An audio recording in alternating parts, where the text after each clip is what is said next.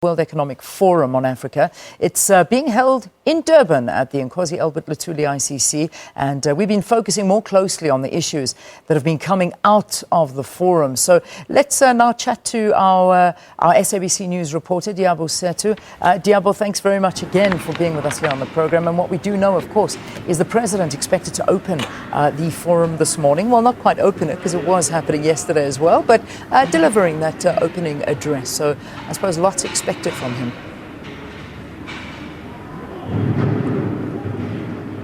Good morning again, Leanne. Good morning again, Leanne. Well, I'd like you to meet Grace Ihejiamazu. Grace Ihejiamazu. Grace is a global shaper, and she's also the founder and director of iCapture Center for Development. And I'd like her to tell you exactly, Leanne, what she does and what is iCapture and how it helps us. Grace, thank you so much for making time to speak to us. Firstly, you're a global shaper and part of the World Economic Forum. What exactly is that? And tell me a little bit more about iCapture Center for Development. How does it help young Africans? Thank you. Morning. So my name is Grace, and a social entrepreneur. I'm a global shaper as well. But the work I do is centered around education and youth development. I am a global shaper, and what that means is that I'm part of a city hub in Nigeria, made up of young leaders between 20 and 30 years old who are passionate about creating change and who are interested in developing their leadership potential for serving their communities. So we work on a lot of local hub projects that serve the community, on especially entrepreneurship issues. Right now, there's a rise of small, medium enterprises, and a lot of young people are taking interest in, giving hope to their own lives and not waiting on government for jobs. So we are working to train them on simple business skills, bookkeeping skills, business planning, little things that they need to know to, boost the growth of their organizations. And this is what we do at the Global Shapers level. And the interesting thing is that we have access to World Economic Forum events like World Economic Forum in Africa and Summer Davos and Davos. And this is really an opportunity for us to connect with leaders, connect with the people who make policies, who make the rules, and say, okay, this is what young people want. It's like we bring our youth voices, they hear us, and we are happy that they take our recommendations at the end of the day. So iCapture Networks, we used to call it iCapture Networks, now it's iCapture Center for Development. It's an after-school youth center. We focus on training, capacity building, and we focus on incubation. Yeah. So we help young people, we recruit them, especially out of school youth between 15 and 24 years, and we train them on leadership, entrepreneurship, and personal development, and then we match them to mentors as well as organizations where they can do internships, because we believe in hands-on, learning experiences that can help young people prepare for work. Yeah, I just want to prick your mind about the state of entrepreneurship. Do you feel that Africa, the African youth, especially those who want to go entrepreneurship, are adequately supported by their governments? What's your experience? Sadly, no. So there's a rise in entrepreneurship. There's a rise in the knowledge about it, what it entails, and people are crazily seeing it as the only way out of unemployment. But then sadly, our government hasn't created enough enabling environment for businesses to thrive. So we still have issues with registration. I mean, it's something as simple as registering your business. It can take a long time.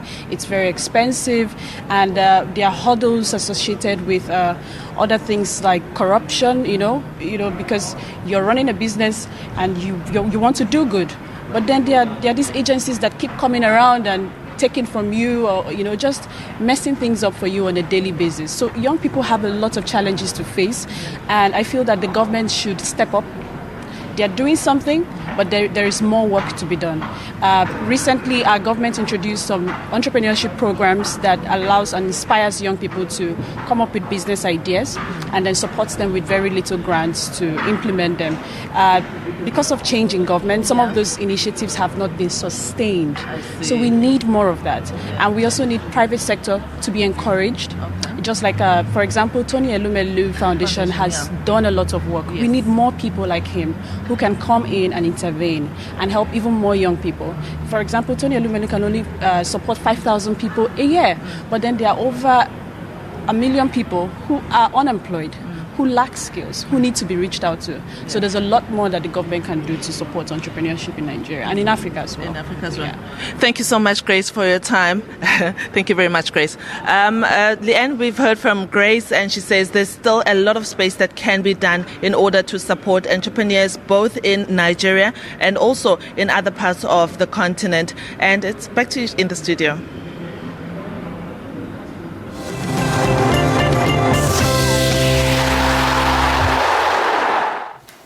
Yes, back to the studio, and time now for your sports bulletin. A very good morning to you. Let's start with football news from last night. SuperSport United and Bloemfontein Celtic played to a goalless draw in their ABSA Premiership match at the Lucas Maripe Stadium.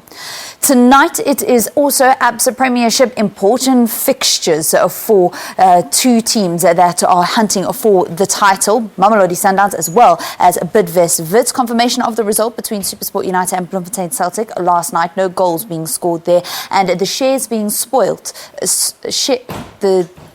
a point each for both of those teams.